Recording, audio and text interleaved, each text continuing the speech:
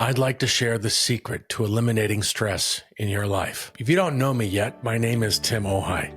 I'm known for coaching executive leaders and founders to be the best version of themselves. And that includes helping them master what is going on in here and here.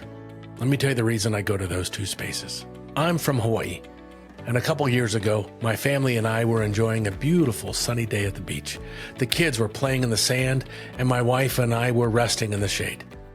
And then my wife got suddenly ill. And it wasn't just something bad that she ate. There was something seriously wrong. To make a really long story short, we found ourselves in the emergency room at the hospital. And my wife was dying. She couldn't breathe and her vitals were fading fast. And then the diagnosis came in. Leukemia. Cancer. I thought I had experienced stress before that, but none of it compared to what I was about to go through. What was going on in here and in here was crushing my soul. Now, I have a master's in psychology, so you would think I would have handled it really well. I knew all the things I was supposed to do, things like going for a walk and essential oils. But the reality is, I went dark. I started to drink. I started to let my anger take control. I used the stress as my justification for my behavior. It didn't work. You see, the problem was not how I was handling my stress. It was actually what was causing it. And I learned something powerful that I want to share with you now. I learned that all those techniques don't work because they don't address the actual root cause of the stress. They might feel good for a moment, but it's about as effective as painting over rust. Over time, the paint is simply going to fall away while the metal continues to rot. Except in this case, the metal was my soul. So let's reframe the entire conversation. Instead of talking about managing your stress, let's talk about stopping it altogether.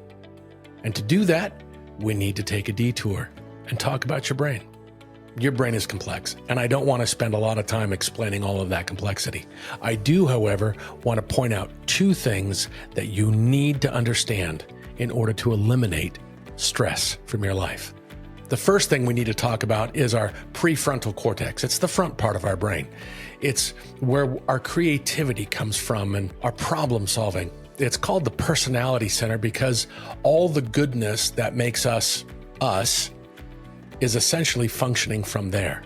At the same time, in the center of our brain is our limbic system, and especially two little almond-shaped bits called the amygdala. They control our emotions. The amygdala is especially sensitive to fear. When they get triggered, they hijack our prefrontal cortex and they inject fear into everything. Imagine what it would be like if we could stop that from happening. So here's the first tip to eliminate fear in your life. Raise your awareness of when you feel negative or critical. See, when we feel negative or critical, that's our sign that our amygdala has hijacked the front part of our brains. We are now in a state of stress because everything is now going to be perceived as some sort of threat. And we're either going to attack what's happening, the people involved, or even our own selves. And you know what that looks like.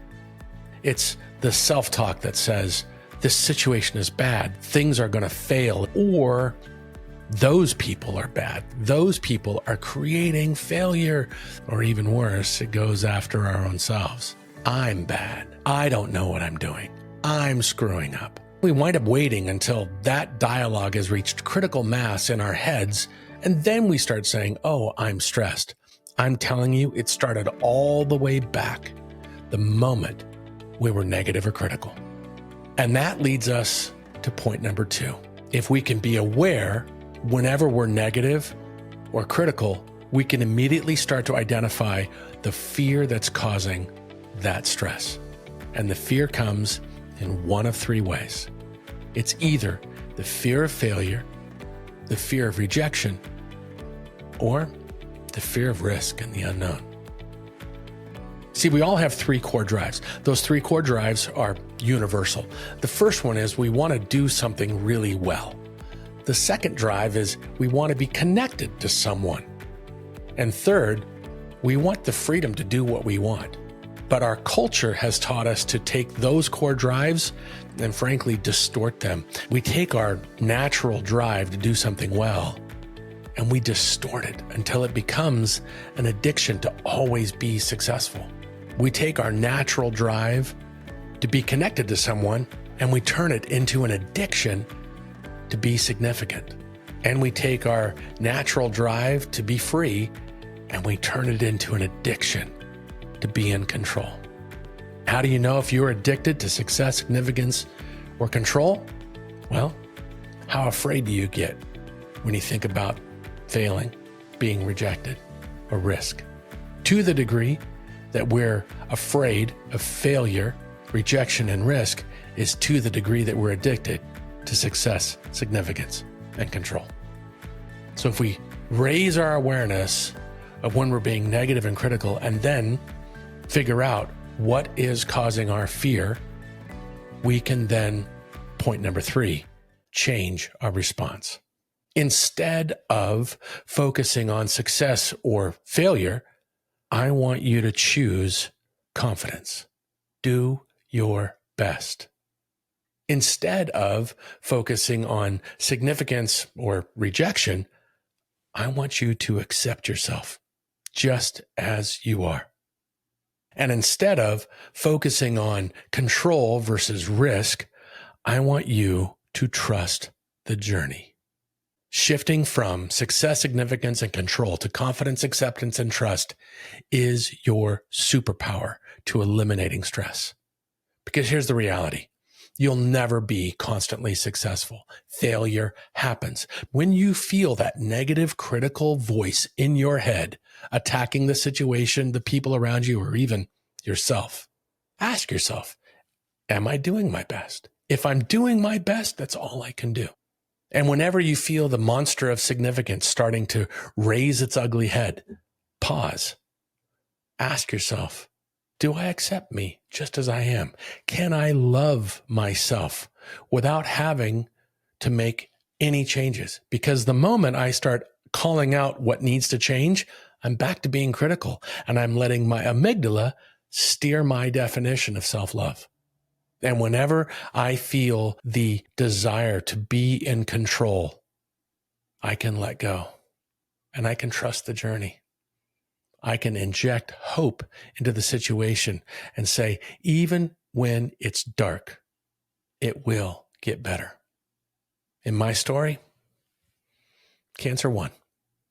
And if that was the only chapter, I wouldn't be able to share these principles with you. The reality is my chapter with Diana ended, but then the story continued and a new chapter eventually began. I fell in love again with someone new, different, beautiful. I didn't let my life end because one chapter was bad. I gave meaning to my journey. And in doing so, I eliminated stress. Do I still have dark moments? You bet. But my recovery is so much faster and I get triggered far, far less because I know the moment I'm negative, I'm in my amygdala. And the moment I'm in my amygdala, I can identify what's causing my fear. And the moment I identify what's causing my fear, I can immediately choose a different path to get away from it. And that is what I hope for you. If you've enjoyed this video, give it a like. Please feel free to check out other videos I have. But more importantly, if you want to talk, reach out to me directly. Holo more, onward and upward.